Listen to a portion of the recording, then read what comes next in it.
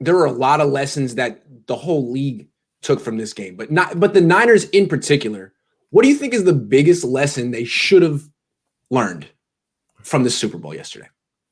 Well, how not to lose the Super Bowl in the second half of the game, especially how to play football in the Super Bowl when you are leading by a lot of points. Yes. And that's a good how one. Not to sign free agents and players during the postseason and off season. Mm-hmm. That's a good one too. Which were crucial and we should learn in the future. Not past Tom Brady. Don't try to just prove everybody in the league and around the world that you are the best offensive coordinator in the NFL, because nobody cares if you can't win the Super Bowl. And true. Yeah, when the greatest quarterback of all time says he wants to play for you, all you got to do is say yes. That's one lesson. One word. It starts with a Y, it ends with an S, and there's a vowel in between. It's simple. You can do it, Kyle. Practice. To stand in front of the mirror. Yes. Yes, Tom. That's what you do. Other lessons they learn. I think I got another one. This one's good too. I think this might be for Niner fans, because all I hear all offseason is the offensive line isn't that big of a deal, Botond. It's not. I mean, it's all the quarterback's fault. They're all statues. You put an athlete behind that offensive line, a guy who can run around a little bit, they'll be fine. Well, what did we see last night? Patrick Mahomes, the greatest quarterback right now in the league, the best, the most gifted quarterback in the league. All he did last night was run around. There was a next-gen stat, that he ran 497 yards last night behind the line of scrimmage. So constantly buying time. 9 points. Not his fault. Great player. 9 points. Hey, you know what? The offensive line freaking matters. And if you can't protect the quarterback, it literally doesn't matter who you have back there. You could have Patrick Mahomes back there. You're going to score 9 points. Yeah, that's what I said all year, that even though I don't like Jimmy Garoppolo, even though I'm pretty sure that we should just cut him or trade him to anybody who wants him. But I have to admit it, that offensive line right now is the most important offensive group in the NFL. But just because with a great athlete, with a great mobile quarterback, you just can't win a Super Bowl or harder games just using his legs. You just need to protect him. And what we have seen last night is that the Kansas City Chiefs just couldn't defend Patrick Mahomes, and it's just not enough for. They couldn't protect him at all. There was no run game. There were no extra blockers. It was just 5 offensive linemen, 5-man protections, drop back and throw. Patrick, be great. And you know what? That's his future. I don't think people realize it. People think the Chiefs are going to be this everlasting juggernaut. No. He's going to be more and more expensive. They're not going to be able to afford Mitchell Schwartz or Eric Fisher, the 2 tackles who didn't play in this game because they were hurt. And he's going to be running for his life the way Russell Wilson has been the last 5 years. This is what it looks like in Seattle. And I'm surprised that Niner fans want this. You really want to trade everything for Deshaun Watson and not be able to protect him? Is he that great? Mahomes isn't that great. So Watson's better than that. No.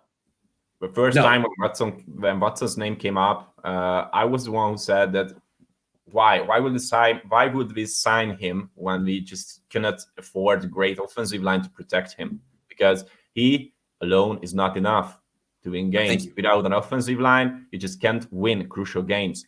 And if Patrick Mahomes can't score more than 9 points in the Super Bowl without his 2 tackles, then you should be trying to build up that offensive line, not trying to find a quarterback who can run around. 497 yards behind the line of scrimmage. And he was great. Some of those throws, some of those moves he had were just breathtaking. Some of his incomplete passes were amazing. Still 9 points. You lost. Sorry. Yeah. So Niners, don't be in denial about Mike McGlinchey. He's as bad as those tackles were last night in pass protection. In pass protection, he is. That's the truth. He's a better run blocker, but that's not going to win you Super Bowl. Yep. On the other hand, what we have learned is that Kansas City's offensive staff just can blame themselves for that loss, because until the third quarter, there was no extra blockers for Patrick Mahomes. Ridiculous. And I tweeted that at halftime. I said, Andy Reid has done nothing, absolutely nothing to help his backup offensive tackles. And it seems like it's basic football. Like, If you can't protect your quarterback with 5 blockers, use 6. If you can't protect your quarterback with 6 blockers, use 7. Same thing on defense. If you can't get pressure with 4, rush with 5. So it's basic. And for Andy Reid not to be able to make that adjustment, it's like, are you a system quarterback? It's a system coach too? All of a sudden, if you have to make a basic adjustment, but it gets you away from putting 5 eligible receivers in the pattern, you won't do it. And you're okay losing a Super Bowl scoring 9 points because you can't make that basic adjustment. What was going on with Andy Reid? The guy never loses when he has an extra week to prepare. Yes, the thing happened with his son, but that was Thursday. I mean, the game plan was in by then. The game plan was awful. He knew he wasn't going to have his offensive tackles. What the hell was that from Andy Reid?